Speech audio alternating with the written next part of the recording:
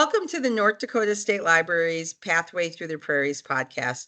I am State Librarian Mary Soucie, and I'm joined today by Mattie Richardson, the Library Director at Enderlin Municipal Library. Mattie, thank you so much for joining me today. Appreciate you taking time to talk with us.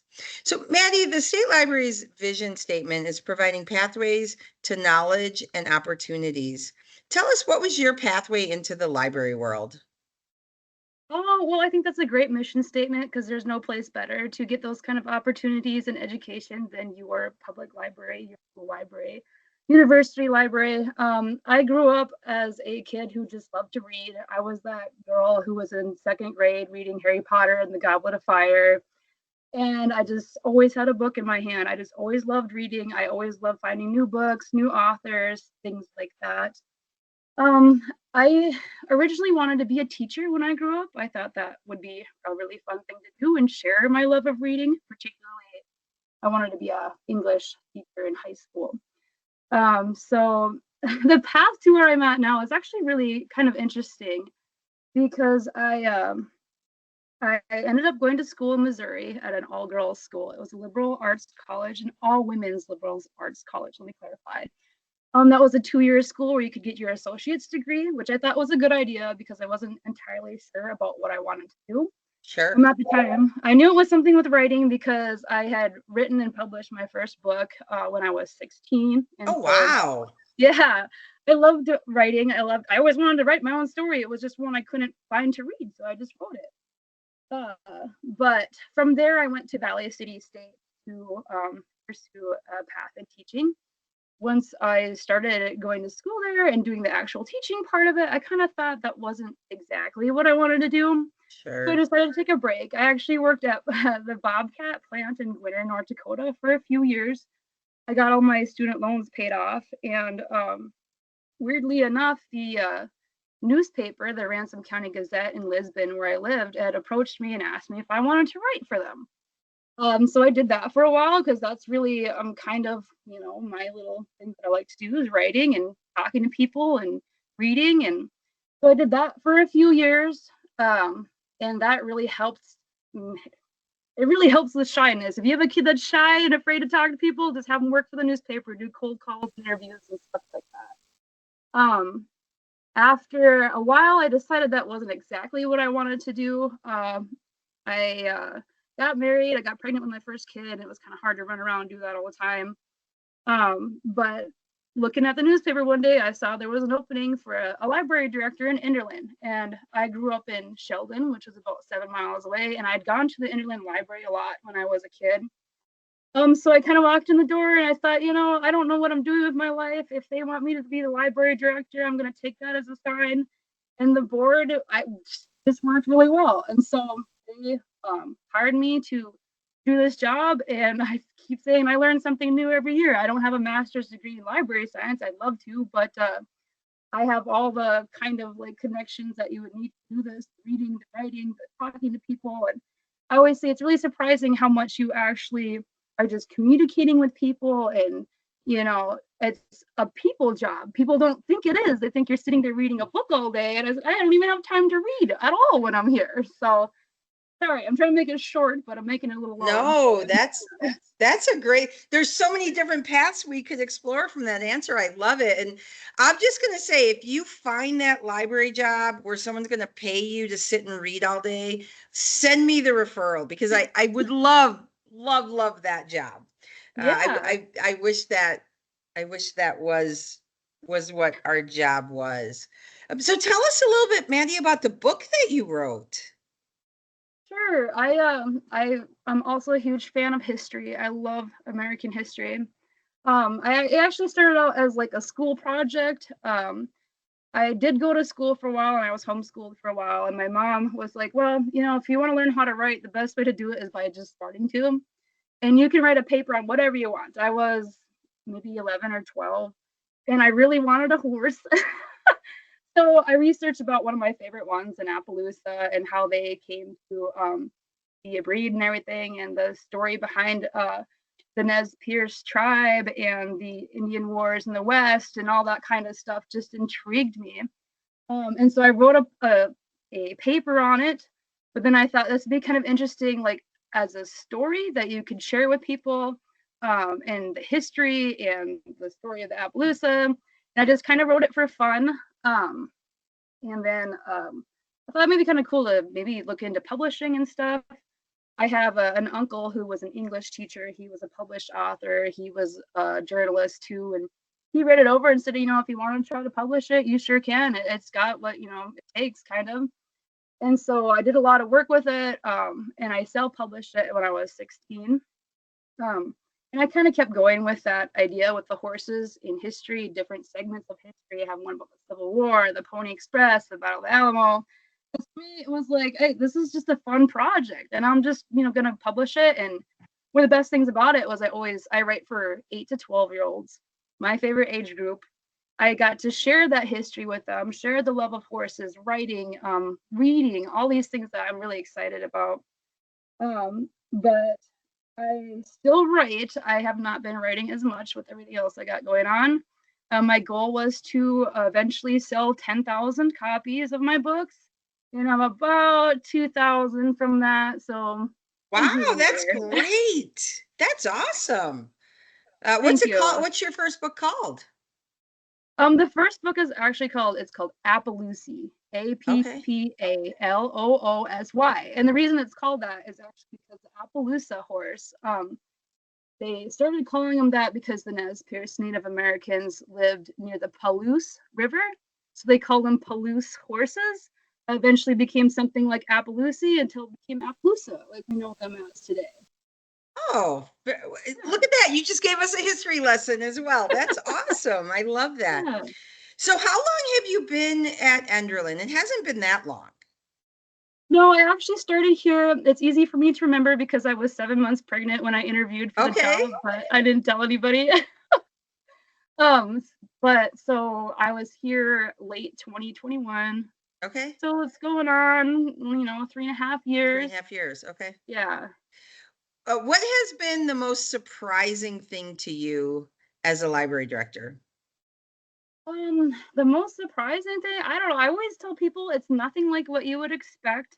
It's a lot of public relations, it's event planning and coordinating, it's fundraising, it's calling, it's writing grants. It's like I'm planting flowers, I'm shoveling snow. Like as a small library director, you really truly do it all. I am really blessed right now because we have an amazing board that is always there to help me with things when they can. But even with their help, it's like you can always just keep raising the bar. And so that was kind of surprising to me because I knew that you wouldn't be sitting around reading books all day. But I did think that it would be more involved with like the book part of it. I mean, we still do a lot of things. We do story time, we do book clubs, we do a ton of stuff about books. But there's such a big part of it that is just facilitating stuff and executive things, like administrative stuff. Like, so that was probably the most surprising thing to me, and I'm finally kind of catching on, figuring out how to schedule it all. The biggest thing for me is really just remembering all the things I gotta do, this thing and this thing and this thing and this thing and this thing. I gotta write it down so I'm gonna forget, Right, yeah, right, yeah. I think that is one of the most surprising things for someone who happens into the library world, in the way that you did, and in the way that a lot of our small library directors in North Dakota do. Not necessarily something that they thought they would want to do when they grew up, but then usually once we get you in the library world, you stay because you fall in love. Yeah, well, I tell everybody this is my dream job. I just didn't know it at first. That's I love it. Not uncommon. I'm one of the few people that I know, and I have a pretty wide circle in the library world, but a lot of people come to the library world as a second or even a third career. And I always, when I was a little kid, I played school, but I also played library. Like I made my siblings check out my books if they wanted to borrow my books. I even had cards because my mom was a librarian, and her director even gave me pockets to put in my books, and so I always wanted to be a librarian. But I'm unusual. A lot of people come to the library world, not kind of like you said, as a second or a third, or in your case, a fifth career. What did you love about being a journalist? There's a lot of things about writing for a small local newspaper that people aren't really aware of as well.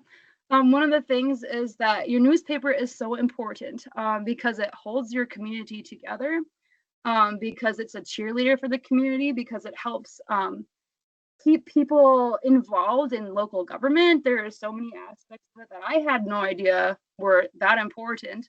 I loved a lot of things about it. I would go cover trail rides, and I had a camera in a backpack, and I'm riding a horse and taking pictures and interviewing some of the most amazing people I would have had a chance to talk to if I wasn't working Mm-hmm. for a newspaper. Sure, it's not the New York Times or anything, but you'd be surprised at some of these people you get to meet Right, working for right. a newspaper. Mm-hmm. And I just learned so much about the place where I grew up. I mean, I knew a little bit. We're transplants. We've only lived here for 15 or 20 years, not 3 generations. So I had a lot to learn, and I'm really glad that I had the opportunity to do that. It also helped me as a library director with writing grants, with talking to people, interviewing people. I still write things about the library for the newspaper all the time because, now you have those connections and everything. And it just helps the community grow in many different Mm-hmm. ways. Absolutely.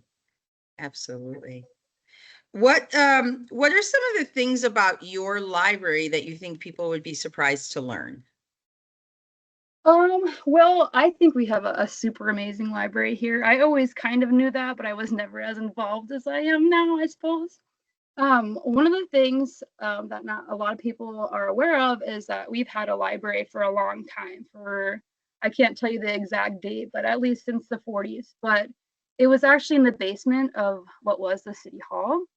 That got flooded out at one year. We got a lot of flooding issues going on in this area.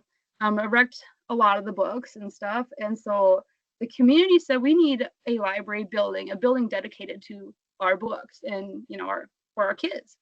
And they raised a lot of money. I believe it was about 100,000 in Wow. 1990. Yeah, it might have been more than that. I should have brought my records up, but they built this building from scratch. It's all one level. We have And it's big for a community your size. yeah, I can't tell you the square footage, but it is a really decent sized library. We have about 20,000 items in our collection, which doesn't even sound that impressive, but once we're doing a project reorganizing fiction, and just the fiction alone is taking forever. And so I just think we have a really valuable resource here for a community of about 800 residents. Another thing that people aren't always aware of is that we serve a larger area than just Enderlin. We are the municipal library, but we have people coming from Barnes County. We have people coming from Cass County, lots of rural people. So I think that's surprising to people. I'm also really trying to get more programming happening here at the library. I know it's been kind of quiet for a few years before I got here, but just anything to bring people in. And it's been, I don't know, I have kind of low expectations, I guess, but it's kind of wildly successful. I mean, we have STEAM Club today.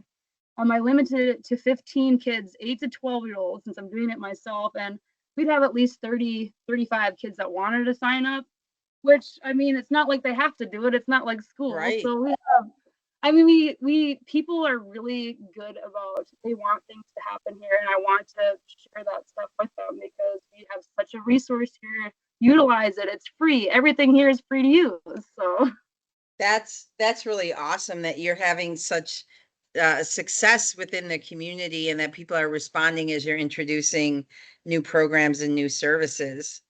yeah, Um, so if someone lives outside of Enderlin, is there a charge? Do you charge it on resident fee for a card? we do not charge any fees for Okay. cards. Something else that we've done recently within the past few months is we've eliminated overdue fines. Because Nice.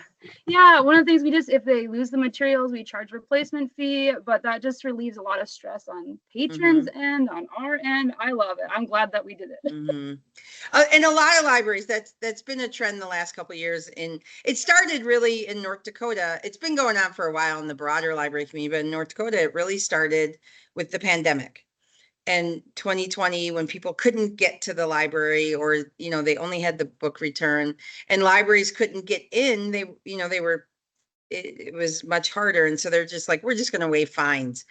And then found that they were able to make that income up either through donations, or it wasn't really as much income as they thought it was. And then when you figure out, okay, I'm getting 20 cents and I'm paying whatever a postage stamp costs now to mail the overdue notice, it's Well, costing me more to exactly. collect that 20 cents than the 20 Yep. cents. So that's that's that. And then to eliminate that barrier for people to use the library, that get rid of that old image of shh, Exactly. I have heard and that a lot from people. That's one of my favorite compliments. Is like, I didn't like to come into the library because the librarians always, be quiet, be whatever, just not very like welcoming. But I've always made it a big deal to be as welcoming as I can, to get people in there to want to spend time here, because that's what it's for. that's awesome. So do you have a favorite program? Favorite? I don't know. They're all like really fun in their own ways. We do Actually, a board member has taken over story time for me, which is really nice because I usually do all of the programming by myself. And she was a teacher, and so she does stories, she does songs, she does activities and crafts. And I have got a 2 and 3-year-old now, so when I can make it here for that, I always come for that. She just does a fantastic job with it. But I love STEAM Club. I love summer reading. I love anything. I love all this stuff here, like honestly. But That's the awesome. 8 to 12-year-old group is really my favorite because they're not quite angsty teenagers yet. They're not quite little kids yet, or still, and they're excited about everything. And I mean, STEAM Club has kind of evolved. We started getting people involved like from the community, and we've had people do it's actually chainsaw art, but wood crafting type stuff. We'd have people come and do different activities. We had a veterinarian come in and explain what blood looks like under a microscope and how she does her job. Like, I just think it's a great way to involve everybody, That's awesome. So for our listeners who might not know what STEAM means, what is STEAM? Sure. This is the first year we changed it from STEM to STEAM. STEM is, most people know that, science, technology, engineering, and math. STEAM just adds an A, which is art, which I am super excited about because while I can do STEM club with the kids, I feel like writing, English, art, like that side of the spectrum is more my jam. So we have been doing some more art things this year. And I always, like I said, we try to reach out to the community. If you have an art project, we can do a mural for you. We actually do stuff for Earth Day. We clean up town, like however we can get them involved in the community, and it has something to do with STEAM, that's even better. Yeah, that's great. So you're doing literacy on all levels without your patrons even realizing you're building up their literacy skills, which is what libraries do, right? We inspire lifelong learning. Our new mission statement is strengthen, connect, and ignite. And the ignite part of it is ignite lifelong learning. And that certainly is something that your library is doing in all sorts of ways. So I love that. Do you do adult programs as well? So the adult program we had, pretty much we just have a book club right now. Okay. I am totally open to it. At some point it gets kind of like you don't have enough time to do everything that you want to. Right. But that's why I'm so thankful for all the resources that the state library provides, because a lot of times I don't even have all the ideas and what we could possibly do. But we are talking about having a D&D group here, possibly for adults or older teenagers. Just people come to me with ideas all the time, and I say, hey, I love that. If you can help me get it started and get it rolling and hopefully be a part of it, let's do it, Mm-hmm. That's awesome. It's funny, we were just talking about D&D clubs yesterday, I think, in a meeting with our staff, and there's a number of libraries, and for those who don't know, D&D stands for Dungeons and Dragons, and there's a number of libraries that are doing like young adults, so junior high school kids, and then they're doing a separate adult Dungeons and Dragons as well. So that's really fun. And I love how you're responding to your community in new and engaging ways. That's super exciting. What's next? What's on your dream list for the library? On my dream list, I don't know. It's kind of getting there as we speak, I guess. There was a few issues with the budget that I kind of wanted to fix when we got here, and I've been working on that. We've been more involved with fundraising and stuff so that we don't have to beg for so much money type deal. We have like the program we have now is, I think it's pretty solid. We hit almost all those age groups. I maybe would like to see some more stuff for adults too. I have to kind of work with that a little bit and see what what's hit or miss there, what people need. I would love to provide more adult education opportunities, more adult services, because we do have a ton of people that come in here and they ask for help filling out this application or that Sure. thing or this thing. And I'm not quite sure. I help them out as much as I can, but I'd love to have a more official way to help people with those needs, you know?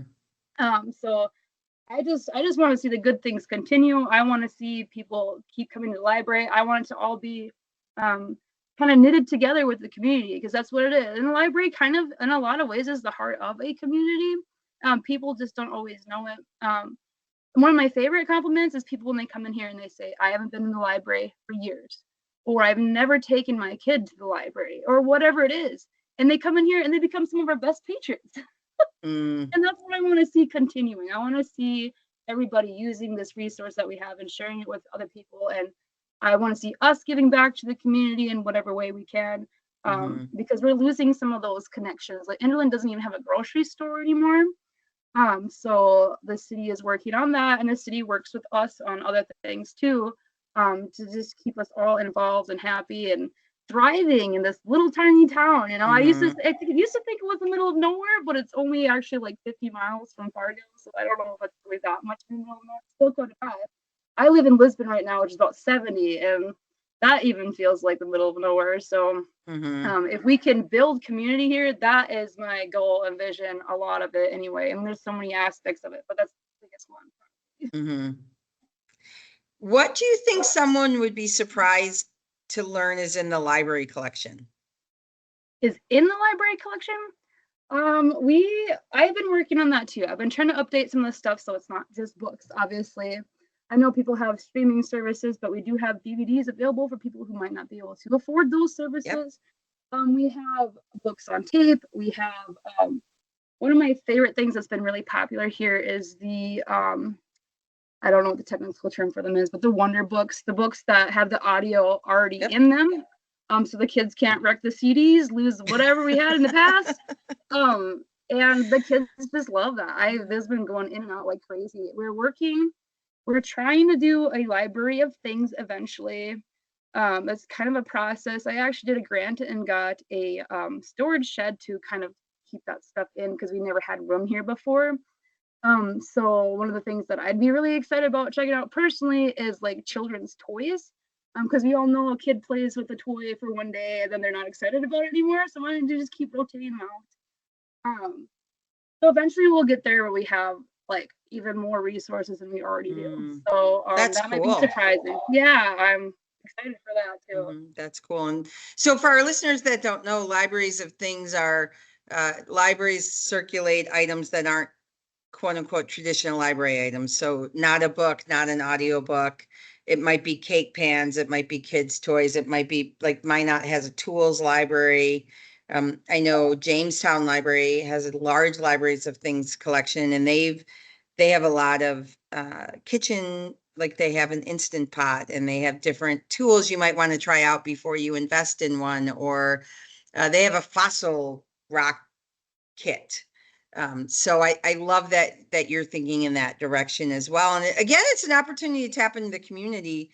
I know I date myself a little bit. I've been a librarian for a long time. And so back when libraries started Lego collections, you know, they put a call out, and the most clever one that I saw said, are you tired of stepping on your kids' Legos in the middle of the night? We have a solution for you. And they got like bucket loads of Legos dropped off to the library by parents who were tired of stepping on them in the middle of the night. So it might be a way to start your kids' collection as well. You know, like maybe people have things they want to donate that they don't want to just see go in the landfill or drop off at the thrift store, because they have to, I would imagine, drive 50 miles to Fargo to get to the thrift store, kind of a thing.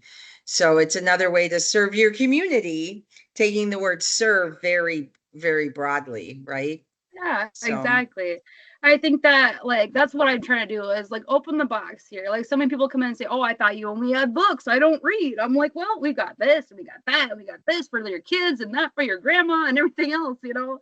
So I do want to kind of expand horizons. It's hard because where I started it was kind of just like the books, like, and you had to expand slowly, and like so we got a good board now that helps with all that, and we're working on it. But I would love to just serve the community in whatever way we can, you know. Yeah. Well, I think it helps to have some stability. Your library had some turnover of staff, and you're a 1 or 2 staff library. And so when you have that turnover, it's hard to get things going and then maintain them. So I love that you've been there for several years now, and you've been able to start some new initiatives and then maintain and grow them because of the stability. So that's awesome. Yeah. So if you were going to do your quote unquote elevator speech, or your one takeaway that you wanted someone to know about your library, what would it be? Oh, that's so much pressure. I do want everybody to know that everybody is welcome here. You don't have to feel afraid. You don't have to feel judged. This is a community space. We have free resources for everybody to use. We have more things than you would imagine. We have programming. We have something for everyone. So come and check it out if you're in the area. I love that. And then I can't help myself as a librarian. I'm not going to ask you for your favorite book, because librarians we can't do that, right? We can't pinpoint one. So I'll ask you, what is a book that you've read recently that you really enjoyed and that you love sharing with people? The one that I read recently, actually, that I enjoyed, was The Book Woman of Troublesome Creek. I've recommended it to a lot of patrons because I said, I love horses, I love history, I love reading, I love being a part of the library. And it's just such an intriguing story about, the lady is basically a librarian riding around on a mule delivering books to rural parts of Kentucky, I believe. It was like in the 40s or something like this. They just had no access to it. Right. And In Appalachia. Yes, yeah. And so that was one of my favorite ones I've read recently. And so I always kind of suggest that to people because it's just, I don't know. I'm a little biased. I love historical fiction. So people always say, well, what do you suggest I read? And I was like, well, do you like history or do you not? Because that's right. I'm trying to depend on that. Right. Yeah. I'm getting more and more of an appreciation for historical fiction. I do love cozy mysteries and cozy romances. So if you have a patron who likes those, you can use novelist, or you can, call your state librarian and be like, Mary, I need a little reader's advisory help, because the state library is here to help you with that. But yeah, I loved that one for so many reasons. It taught me about a part of the country that I don't know a whole lot about. I just know, snippets. And it made me incredibly grateful that I was not a librarian who had to ride around on a mule to serve my patrons. I'm very grateful. I think it'd be cool, but I'm pretty adventurous. I like stuff like that. Yeah. So awesome.